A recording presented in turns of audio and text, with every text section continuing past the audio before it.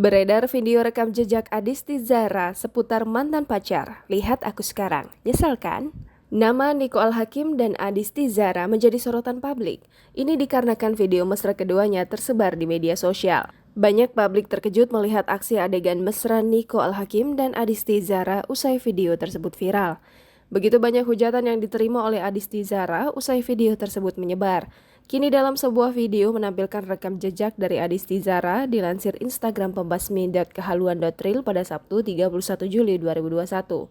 Saat ditanyai mengenai pesan untuk mantan pada Adisti Zara, menurutnya yang terpenting masa sekarang daripada masa lalu. Dikatakan juga kalau mantan pacarnya menyesal tidak berpacaran lagi dengannya.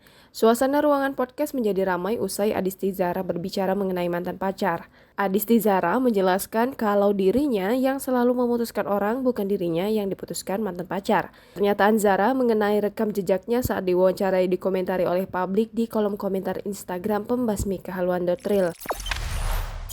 Jangan lupa subscribe, share, komen, dan like ya!